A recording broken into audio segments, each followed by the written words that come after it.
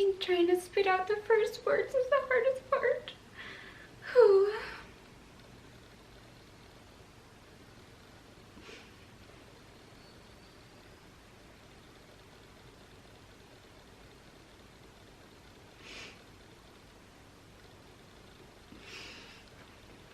Gosh dang it. Okay.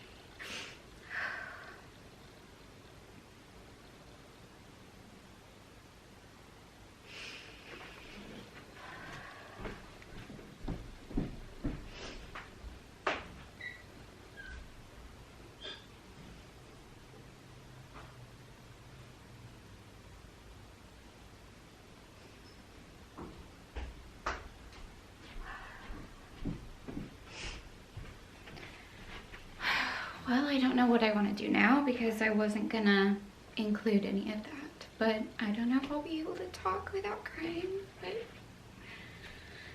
okay.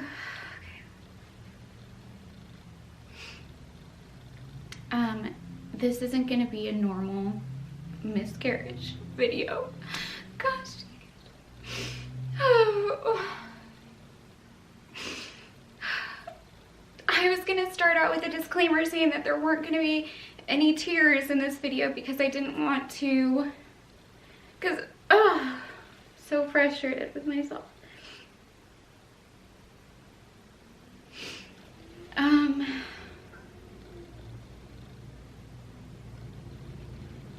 Now I don't know what I want to do, because while I want to show how painful this is, I also don't want to exploit this for entertainment.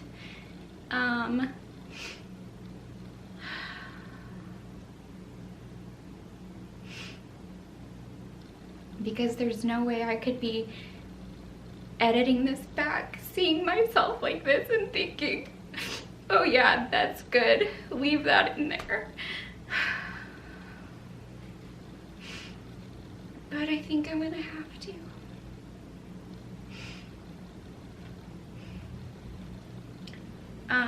I'll calm down eventually. It's just the, fact that I'm even sitting here is just hard. Okay, so let's start talking about facts, because facts are easy to talk about, emotions are not. So, fact, this isn't going to be a normal miscarriage video. It's going to be very complicated. It's a really complicated situation. As you can tell from the title, I honestly didn't even know what to call this without sounding like total clickbait, but it's a actual real thing that I had no idea could even happen. But it might be a little hard to follow. I wouldn't consider this like an easy read, but I'll try to make it as easy to understand as possible. So now I'm reading the disclaimer about how I wasn't going to include any crying in this video because I didn't want to exploit whatever. I mean, you already heard me talk through that, so. Okay, so what the heck happened to me, right? Well, I have a son, he's 9, and I did not want kids, more kids, for the longest time. I would wake up every day and thank God that I was not pregnant, because I had a terrible pregnancy. I was only 17, so it was just really hard for me, and emotionally, mentally, I mean, being 17 in general is, a lot of whatever, but I really hated being pregnant. Absolutely hated it. I didn't like people looking at me. I felt very exposed all the time. I wanted to just cover up all the time. I was so sick. I hated being pregnant. And then one day, literally 9 years later, after for 9 years never wanting more kids, I woke up. Gosh,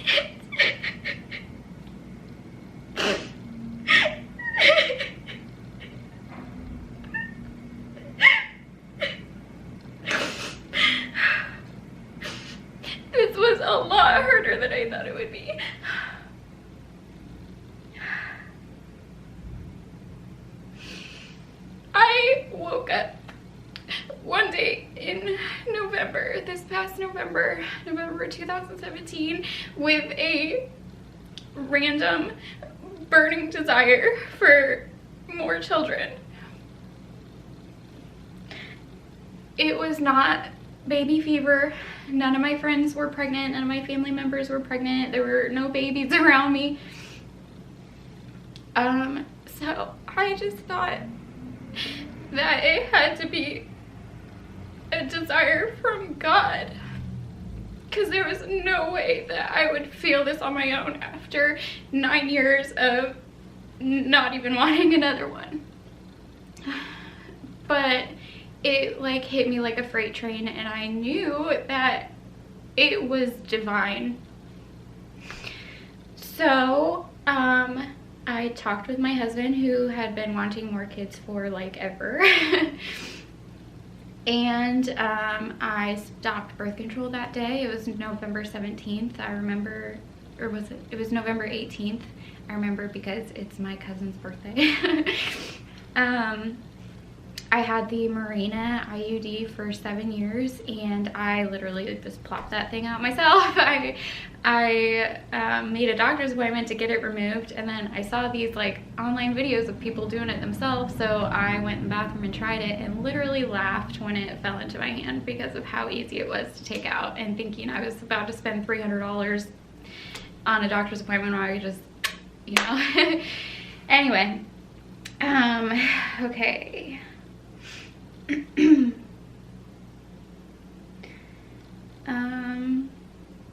So that was November 18th, and on December 6th I got pregnant, like 2 weeks later. So I once again was just like, yeah, this is the plan. This is obviously the plan. I ovulated right when I was supposed to. I implanted right when I was supposed to. I got my BFP on 9 DPO. I mean, everything was like textbook. So, when I was 6 weeks, I started to bleed a little bit. Wasn't much, and you know, seemed even normal amount. I was honestly probably blowing it out of proportion, but I wanted to go and get checked anyway, so I went to the ER because I'm dramatic, and they drew my blood, and I was only 6 weeks pregnant at this stage, and that the 6 weeks, that includes your normal cycle. So really I was only 2 weeks pregnant. Like the baby was only 2 weeks old, and my HCG was 160,000, which some people don't even get to their entire pregnancy. It was extremely high, which is why I was extremely ill even that early on, but I thought that was a good sign, so I was thrilled with that. And I went for an ultrasound as well, and there was a baby with a heartbeat 115.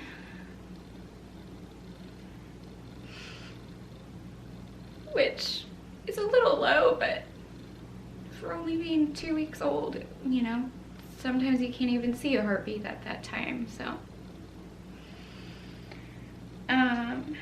So what's next?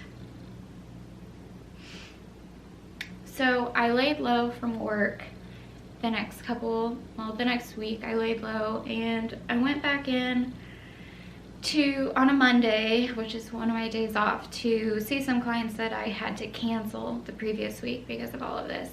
And I was at work for maybe an hour and just had a rush of blood. It was like I was peeing my pants with blood, and but I had no cramping. I never had any cramping this whole time.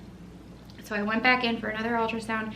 Baby was still good, still a heartbeat, but I had a subchorionic hemorrhage, which is where blood kind of builds up just around the gestational sac. It can happen when the placenta detaches and then reattaches.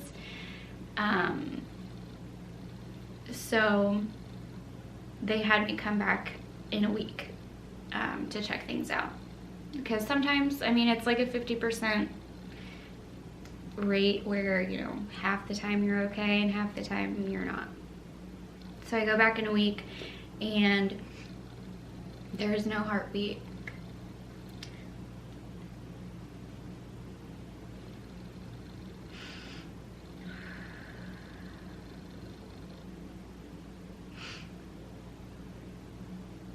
So that was 8 weeks, and I decided everything looked pretty normal too. It looked like I was just having a normal miscarriage at that point.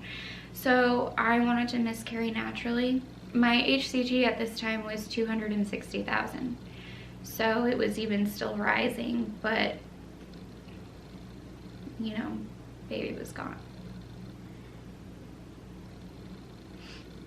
And still no cramping either, and the bleeding had stopped at that point, so I was kind of hopeful.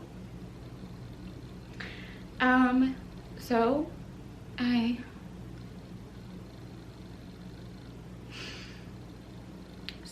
waited.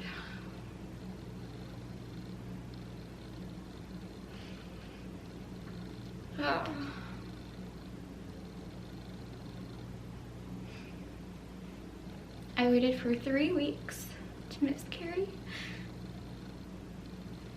and it didn't happen. I didn't have any cramping or bleeding within that 3 weeks, and I was growing. I mean, you can, from 8 weeks to 11 weeks, there's a lot of growth in there, and I was bigger. I was significantly bigger than when I was at my 8-week ultrasound. So I went in for another blood draw because it was extremely, I mean, can you imagine carrying around, like still carrying for that long, knowing and just waiting? It was very, very painful. It was debilitating. So I went in for another blood draw because I was like, am I close at least? Is my HCG dropping? I mean, it was so hard just walking around wondering when it's gonna happen. So, and I didn't want to be like at work or something. So I went in for my blood draw, and it was 595,000, which is absolutely unheard of. If you Google HCG by week, you know, it'll tell you, you know, what your level should be at when you're 6 weeks, what your level should be at when you're 12 weeks, what your level, you know, that's not even on there. It caps off at like 200,000. Most pregnancies don't even get to that, and I was triple that. So with that high HCG and my stomach growing, I got hope again that maybe it was a mistake. So another ultrasound. We are uninsured, by the way, so this was all very expensive. So another ultrasound, and the baby was gone, absolutely gone. She said it was like reduced down to the size of an eyelash, which is amazing that they can even see that small. And then I was sent down the hall for a chest x-ray, which I had no idea why at that time. So I was just very confused, and why I needed a chest x-ray. That doesn't seem like standard protocol. But when I went back to the doctor's office, they told me that it was more than likely a molar pregnancy, gestational trophoblastic neoplasia is the official word, I guess, or gestational trophoblastic disease, but pathology had to confirm it. They were pretty sure that's what it was, but I had to wait on more testing. So pathology did confirm it. And if this was like a normal miscarriage story, the video would be completely over. If pathology came back and it was not a molar pregnancy, and I would go on with my life and the video would stop here. But holy crap, it doesn't stop here. That is like the easy part.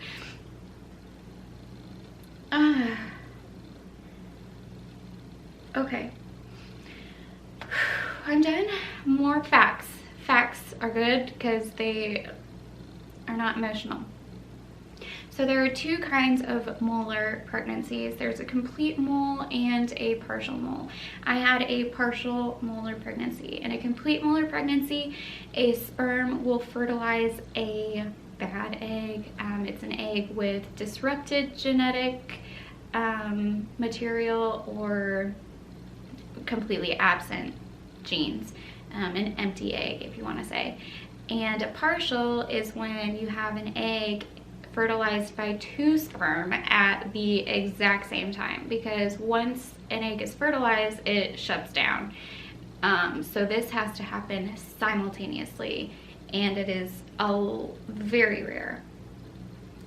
Since a complete mole has to do with what your body is producing, your eggs, you're at a higher risk of it happening again. But for a partial molar pregnancy, it's pretty much just like a freak accident and you're at no higher risk than you were before. With a complete mole, a baby can't form at all. You still have all the pregnancy symptoms and everything, but the sperm DNA multiplies itself and isn't able to form a baby. But with a partial mole, since there is female and male DNA, a baby is able to form but cannot survive. So in both of these situations, the body just does not know how to react to the situation it's been put in, because it's not a normal situation, and it ends up just like growing and multiplying out of control and growing a tumor. Some people consider this a form of cancer because it is rapid growth of abnormal cells, which is cancer's literal definition. And it is fatal if it goes untreated. I don't want to leave anything out.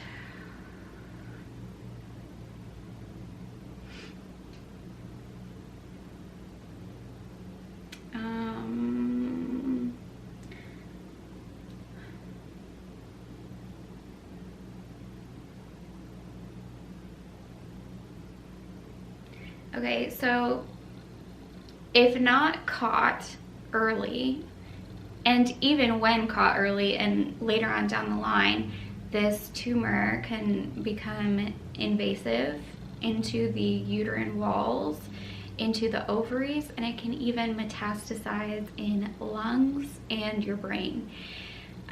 During the pathology, they test for choriocarcinoma, which is a more severe form of this disease. It's instead of being like pre-cancerous, it's already developed into cancer cells, which I tested negative for choriocarcinoma, so that is very good. But from my understanding, later on down the line, it could still develop into that, depending on some things. So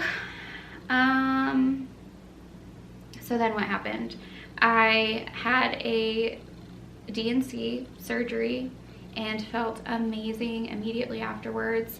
I actually had to be admitted overnight first before my surgery, because if you remember my extremely high HCG, I couldn't even keep water down. I looked like I was dying.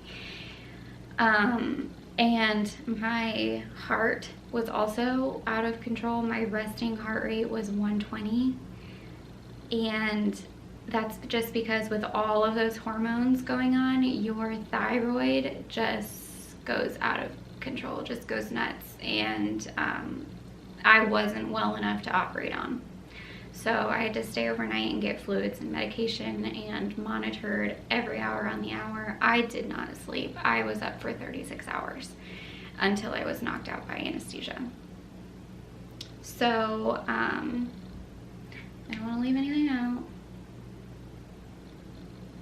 So after the evacuation of the tumor, you have to be monitored.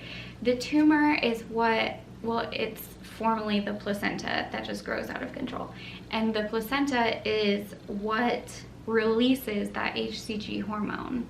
So that's why mine was so high, because it was just going crazy. And I didn't have surgery until 11 weeks, so it had a long time to produce all these hormones.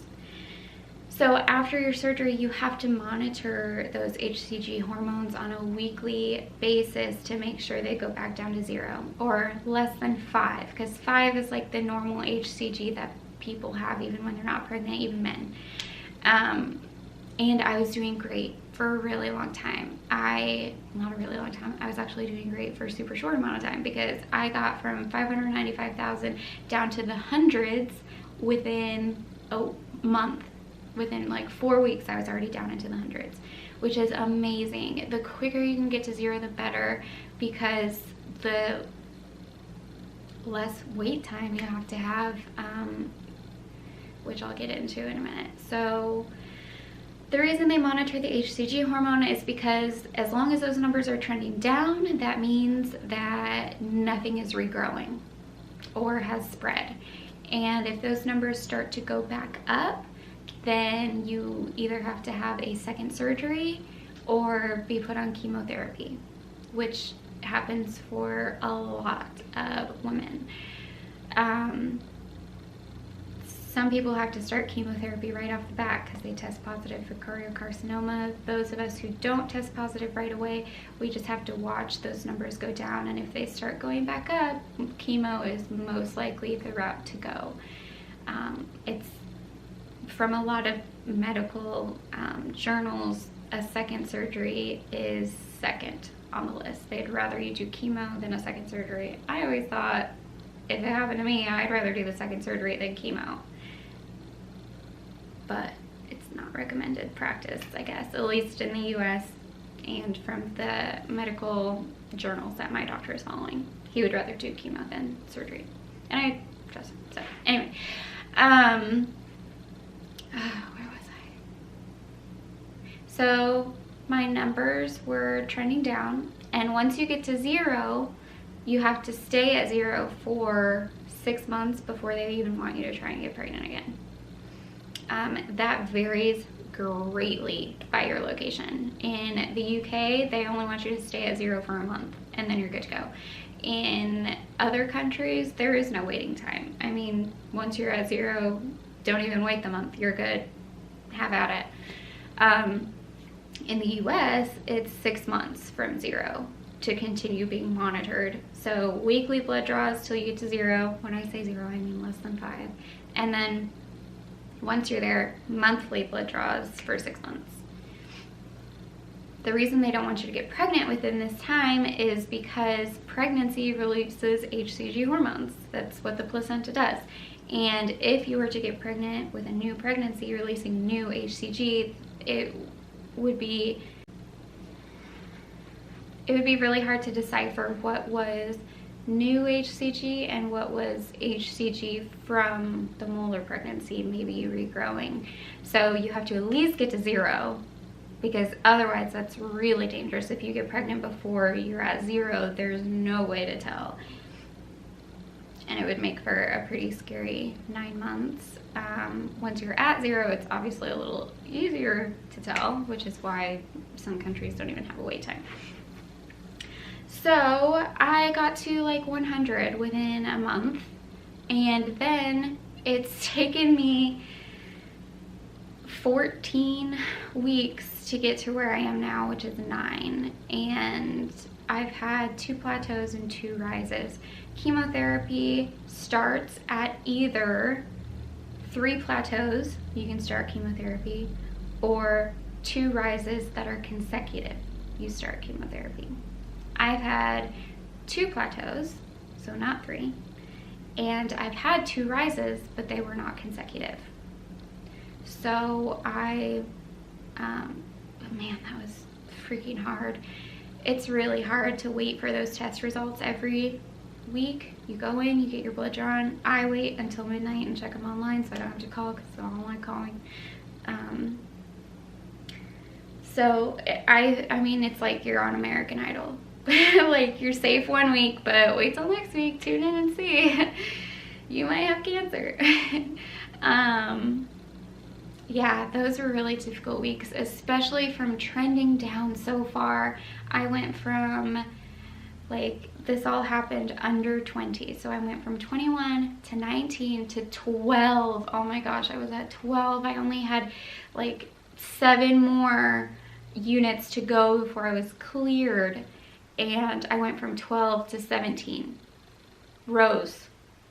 That was a hard week. That was a really hard week.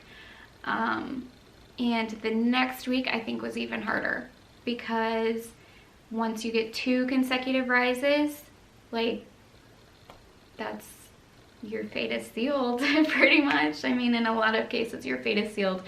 So that next week, oh my gosh, that was so stressful. My faith was extremely tested. Man, my faith was tested. And so the next week I went from 17 to 16. Thank goodness. I didn't even care that it was only 1 unit in an entire week. It was lower. So then another week's passed and I'm at 12 again. And I'm like, maybe this is just my natural. I mean, 5 and below is like the average or whatever, the normal, but that doesn't mean everybody has to fit in those parameters. Maybe my average is between 12 and 17. I mean, you know, could be. So then the next week I jumped from 12 to 29. 29, that's a really big jump. But I was 14 DPO. And we have a feeling that our birth control failed. Just based on my numbers alone, there's no way to prove it, because once I went in for my ultrasound, because I called my doctor, well, he called me actually, because he's like, you're at 29, what'd you do? So I was like, I could be pregnant. I mean, there's a possibility. So I go in for an ultrasound, but also like start my period. So I'm 14 DPO. I was 1 day late on my normal cycle. So, but then I started my cycle anyway. So what we think happened, which could not be confirmed, only what we think happened, is that I actually did probably get pregnant again, where new HCG was starting to get released. It just didn't stick. But my ultrasound was totally clear of any regrowth, which I was extremely happy about, because I was fluctuating in my numbers. And I'm like, okay, it's regrowing. I'm gonna have to have another surgery. I'm gonna have to have chemotherapy. But it didn't regrow. My uterus was totally clear, and she checked my ovaries and fallopian tubes, and everything looked great, which was really, really good. So, okay, I was at 29. Let's come back 2 days later and see what's going on, because that was a 140% increase. From 12 to 29 is a 141% increase, which is crazy. And then 2 days later, I come back and I'm already down by 30% or something like that. I'm down to 21 again. And in just like a day and a half, where this, I swear, you have no control over this disease. It's freaking torture, because you will drop 100 units in 1 week and then 1 the next week. I have no idea how it works. You would think it would be totally consistent, like a 50% drop every week, but some weeks it's like 40% drop, and other weeks it's 10. 10 is considered a plateau. So I had 2 weeks of 10 or less, which is considered a plateau. Anyway, so Yeah, uterus was clear. I was back down to 12 on Monday. So Monday blood draw, 29. Ooh, you know, ultrasound, day and a half later on Wednesday, we tested again, 21. Okay, lowering, good. Don't really know how to feel about the pregnancy yet. I'm still very confused on how to feel because we couldn't necessarily confirm it on ultrasound. We're just assuming that's what happened. I am very confused on my emotions with that. Anyway, then on Monday again, I'm down to 17. So back to 17. And I'm like, dang, these numbers are like super consistent. Like I'm always around 12 or 17, 12, 17. Because the next week I was, what was I? I don't remember. Let me look.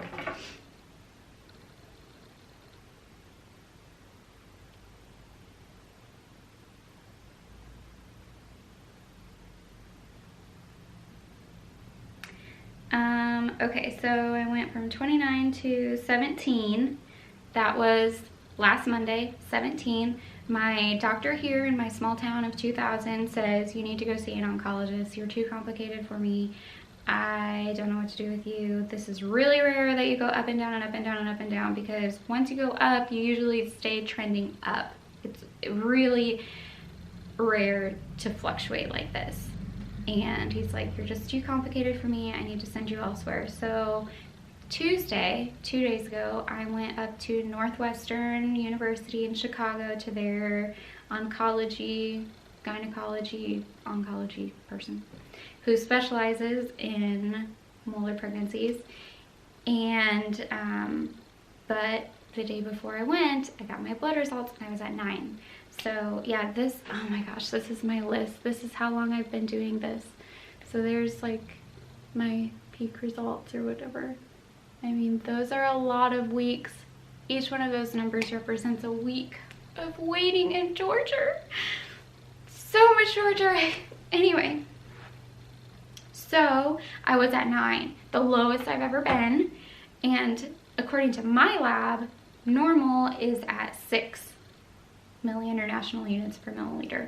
So I only have 3 more to go according to my lab. Labs are different. Some labs testing sensitivity is different and they want you to be below 2 to be considered normal. Others are 5, most are 5. Mine is 6. So that's great. I only have 3 more to go and I'm so excited, but I've been here before where I'm like, I only have 7 more to go before I'm normal. And then I raise the next week.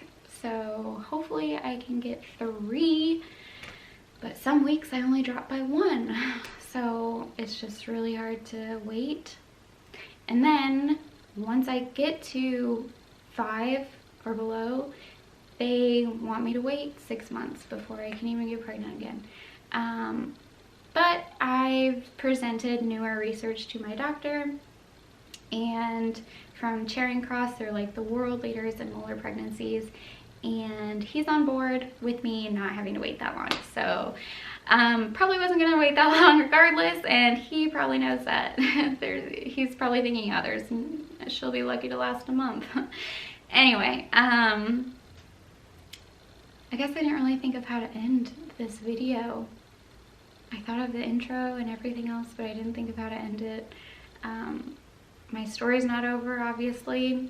If you want to see more of it, I have a saved like Insta story on my profile just documenting from complete beginning to update now, and some other, you know, sappy emotional stuff in there. I guess I'm just gonna let this run. I don't even know if I'm gonna edit it. I really didn't want to cry, but I still want to be honest. I don't want to be filtered, so I guess I'll leave it. That is all the fun I have for you today.